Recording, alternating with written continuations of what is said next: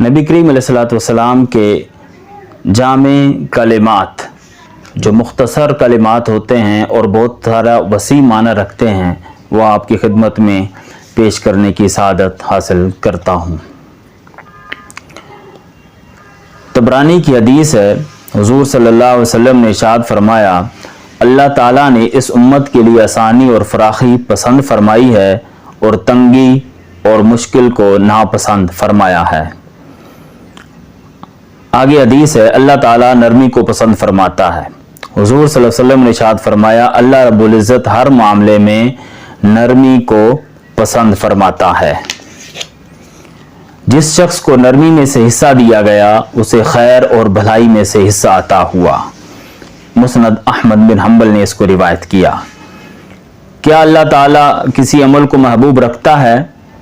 بے شک اللہ تعالیٰ کریم ہے، وہ کرم کو پسند فرماتا ہے، اعلیٰ اخلاق کو محبوب رکھتا ہے اور گھٹیا اخلاق کو ناپسند فرماتا ہے۔ اس حدیث کو امام حاکم نے روایت کیا۔ کیا اللہ تعالیٰ کسی عمل کو شرف قبولیت سے نوازتا ہے؟ اللہ تعالیٰ کے ہاں صرف اسی عمل کو شرف قبولیت عطا کیا جاتا ہے جو خالصتاً اسی کے لیے کیا گیا ہو اور اس کا مقصود و مطلوب اللہ ہی کی رضا ہو، اسی کی رضا ہو۔ اس حدیث کو امام نسائی نے روایت کیا۔ اللہ تعالیٰ تم میں کیا دیکھتا ہے؟ یاد رکھو، اللہ رب العزت تمہارے چہروں کی وجاہت اور تمہارے اموال، مالوں کی کثرت اور دولت کی فراوانی کو نہیں دیکھتا، بلکہ اس کی نگاہ تمہارے دلوں اور تمہارے اعمال پر ہوتی ہے۔ امام مسلم نے اس حدیث کو روایت کیا۔ اللہ تعالیٰ باطن کو دیکھتا ہے۔ بے شک اللہ تعالیٰ نہ تمہارے جسموں کے خد و خال اور ظاہری اعمال و افعال کو دیکھتا ہے اور نہ ہی تمہاری صورتوں کی رعنائی اور زیبائی کو، بلکہ وہ تو تمہارے دلوں کی نیتوں اور احوال کو دیکھتا ہے۔ امام مسلم نے اس حدیث کو روایت کیا۔ اللہ تعالیٰ کس بندے کے ساتھ ہوتا ہے؟ ارشاد باری تعالیٰ ہے، انا مع عبدی اذا هو ذکرنی، جب میرا بندہ میرا ذکر کرتا ہے تو میں اس کے لب میرے ذکر کے لیے حرکت کرتے ہیں تو میں اس بندے کے ساتھ ہوتا ہوں۔ امام بخاری نے اسے روایت کیا۔ اللہ تعالیٰ بندے کے کس فعل پر غیرت فرماتا ہے؟ اللہ تعالیٰ اپنی شان کے لائق غیرت فرماتا ہے اور اللہ تعالیٰ اس بندے پر غیرت فرماتا ہے کہ جو مومن اس فعل کا مرتکب ہو جسے اللہ تعالیٰ نے حرام قرار دیا ہے۔ اس حدیث کو امام بخاری نے روایت کیا۔ اللہ تعالیٰ کی بارگاہ میں سب سے پسندیدہ عمل، اللہ تعالیٰ کے ہاں سب سے پسندیدہ عمل وہ ہے جو کسی مسلمان کو خوشی اور مسرت بہم پہنچانے کا موجب ہو۔ اس حدیث کو امام طبرانی نے روایت کیا۔ اللہ تعالیٰ کو سب سے زیادہ محبوب کون سا بندہ ہے؟ اللہ تعالیٰ کا سب سے زیادہ محبوب بندہ وہ ہے جو اس کے بندوں کو سب سے زیادہ نفع پہنچانے والا ہے۔ امام طبرانی نے اس حدیث کو روایت کیا۔ اللہ تعالیٰ کب تک بندے کی دستگیری فرماتا ہے؟ جب تک بندہ اپنے کسی مسلمان بھائی کی حاجت روائی میں لگا رہتا ہے، اللہ تعالیٰ اس کی دستگیری یعنی اس کی مدد فرماتا رہتا ہے۔ اس حدیث کو امام مسلم نے روایت کیا۔ اللہ تعالیٰ قیامت کی تکلیف کیسے دور کرے گا؟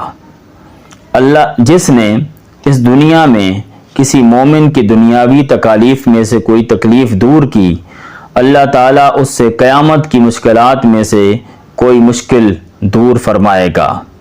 اس حدیث کو امام مسلم نے روایت کیا۔ روز قیامت اللہ تعالیٰ کی سایہ رحمت میں کون ہوگا؟ اللہ تعالیٰ قیامت کے دن فرمائے گا، میری عظمت و جلال کی خاطر ایک دوسرے سے محبت کرنے والے کہاں ہیں؟ آج میں انہیں اپنے سایہ رحمت میں جگہ عطا کروں گا کہ میں جس دن میرے سایہ رحمت کے علاوہ کوئی اور سایہ نہیں ہے۔ اس حدیث کو امام مسلم نے روایت کیا۔ بارگاہ الہی میں اعلیٰ مقام دلانے والی 2 عادات۔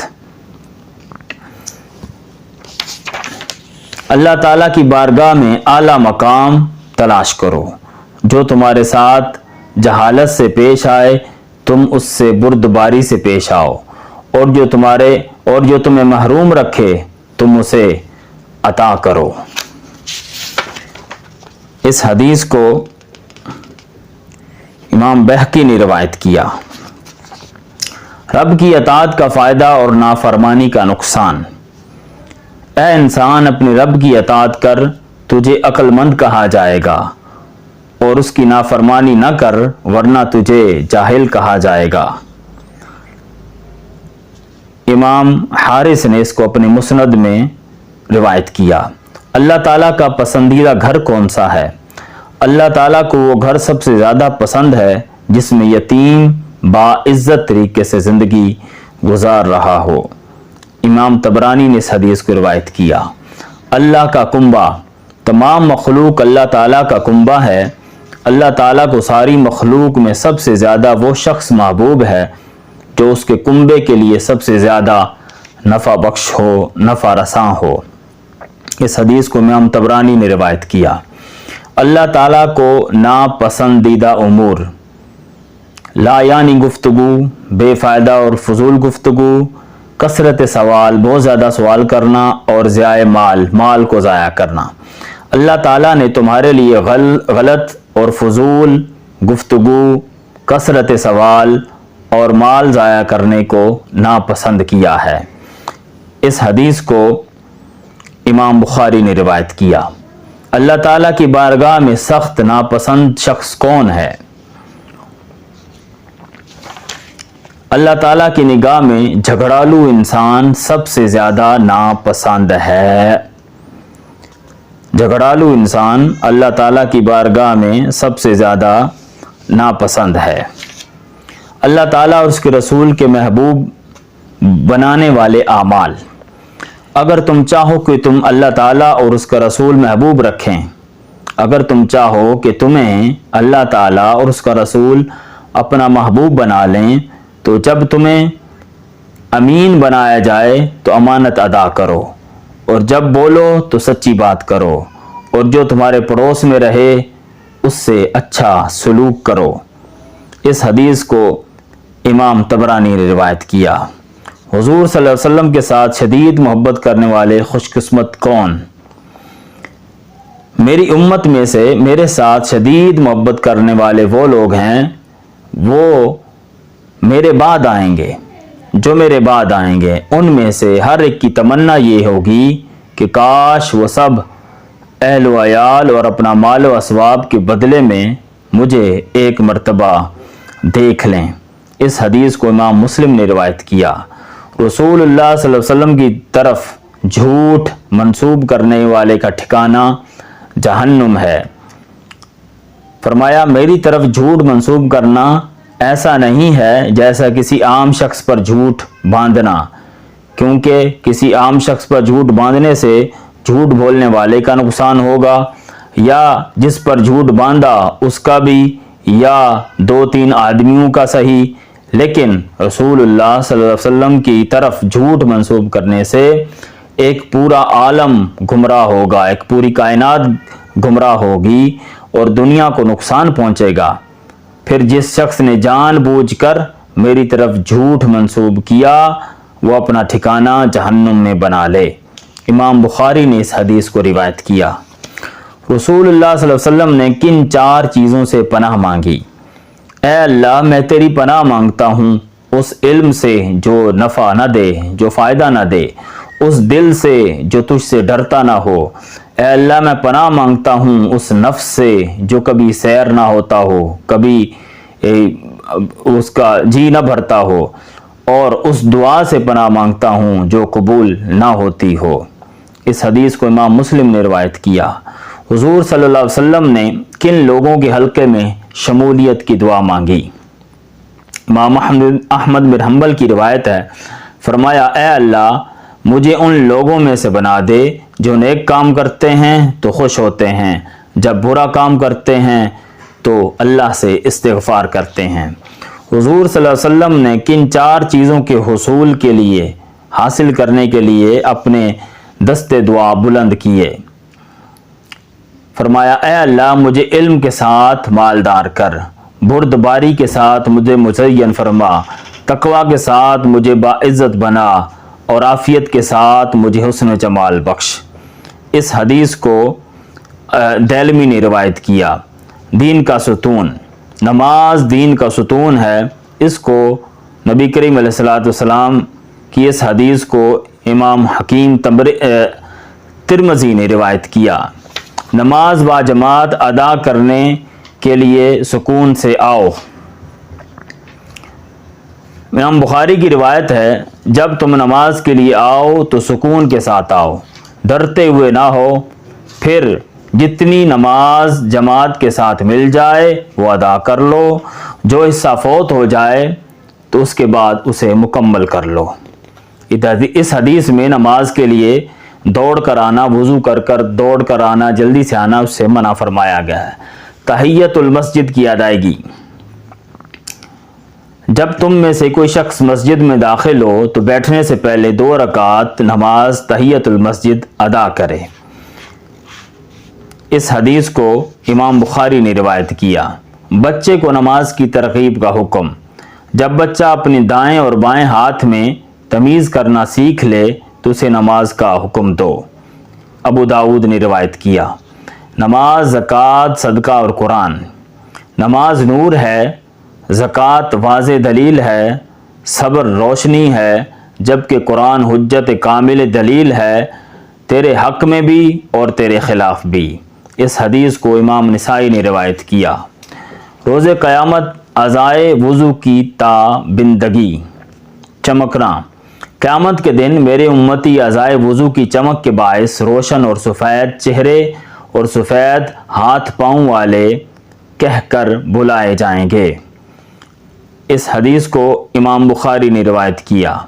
آمد رمضان کی برکات، جب رمضان کا مہینہ آتا ہے تو آسمان کے سارے دروازے کھول دیے جاتے ہیں، جہنم کے سارے دروازے بند کر دیے جاتے ہیں، شیاطین کو زنجیروں میں جکڑ دیا جاتا ہے۔ امام بخاری نے اسے روایت کیا۔ روزہ اور صحت مند زندگی، روزے رکھو تم صحت مند رہو گے۔ اس حدیث کو امام دہلوی نے مسند فردوس میں روایت کیا۔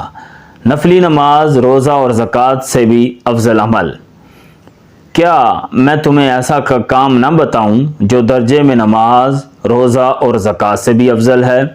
لوگ عرض گزار ہوئے، یا رسول اللہ کیوں نہیں، ضرور بتائیے۔ آپ صلی اللہ علیہ وسلم نے فرمایا، لوگوں کے درمیان صلح کرانا، کیونکہ باہمی تعلقات کا بگاڑ امن و سلامتی کو تباہ کرنے اور ظلم و زیادتی کو فروغ دینے والا عمل ہے، اور رشتوں کی خرابی قطع رحمی کا باعث ہے۔ اس حدیث کو امام احمد بن حنبل نے روایت کیا۔ سب سے آسان عبادت، کیا میں تمہیں سب سے آسان عبادت کے بارے میں نہ بتاؤں جو جسم پر بہت ہلکی محسوس ہوتی ہے؟ وہ عبادت خاموشی اور حسن خلق ہے۔ اس حدیث کو امام ابن ابی دنیا نے اپنی کتاب میں روایت کیا۔ افضل عبادت، افضل العباد، افضل عبادت دین کی سمجھ بوجھ حاصل کرنا، اور افضل دین زہد و ورع کا حصول ہے۔ امام طبرانی نے اس کو روایت کیا۔